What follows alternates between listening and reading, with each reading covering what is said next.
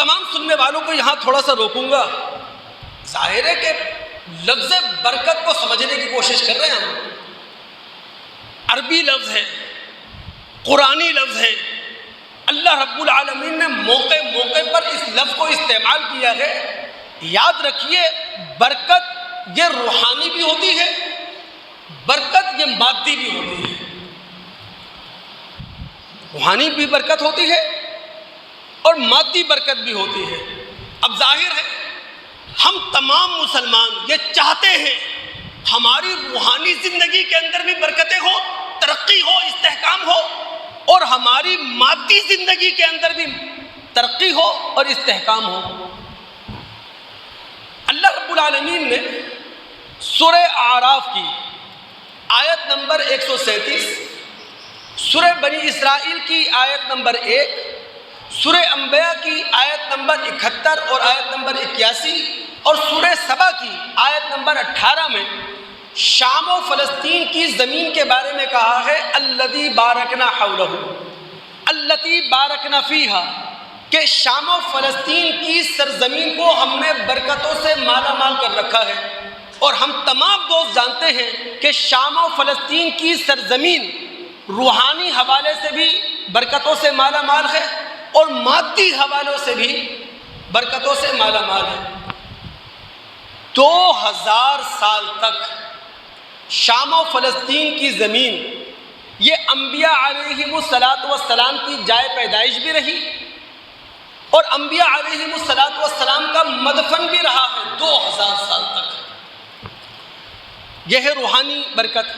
اور مادی برکت زرخیز زمین ہے، ہریالی ہی ہریالی ہے، تیل کے کنویں ہیں، زراعت اسٹرانگ پوزیشن پر. قدیم صحیفوں کا مطالعہ ہمیں بتاتا ہے کہ شام و فلسطین کی سرزمین کو قدیم صحیفوں میں دودھ اور شہد کی سرزمین کہا گیا ہے. اب ہم مسلمانوں کے سامنے سوال ہے، پوری مسلم دنیا کے لیے یہ سوال ہے کہ جناب ہم کس طرح روحانی برکتوں کو سمیٹ سکیں اور کس طرح مادی برکتوں کو ہم جمع کر سکیں. اس سوال کا جواب ہم قرآن و سنت کی روشنی میں لیتے ہیں. اللہ رب العالمین ہمیں اپنا کردار ادا کرنے کی توفیق عطا فرمائے.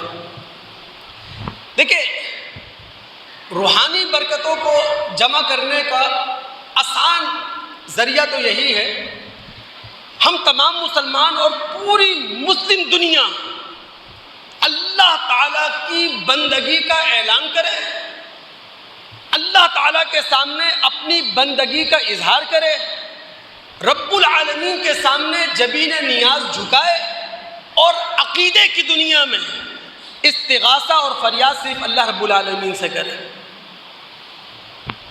وہ جو معاذ رضی اللہ تعالیٰ عنہ کی ایک معروف روایت ہے، ابن ماجہ، ترمذی اور مسند احمد کے حوالے سے.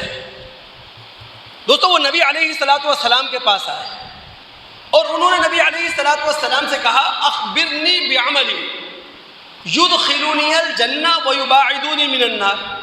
اللہ کے رسول صلی اللہ علیہ وسلم ایک عمل ایسا بتائیں وہ عمل مجھے جنت میں لے جائے، جہنم سے بچا لے. اب آپ تمام دوست یہاں بیٹھے ہیں، میری ماں بہنیں یہاں بیٹھی ہیں اور پوری مسلم دنیا ہر کلمہ گو، ہر کلمہ پڑھنے والا قرآن کیوں پڑھتا ہے، مسجدوں سے تعلق کیوں رکھتا ہے، نیکیاں کیوں کرتا ہے، بھلائیاں کیوں کرتا ہے، آسمانی بادشاہت حاصل کرنے کے لیے.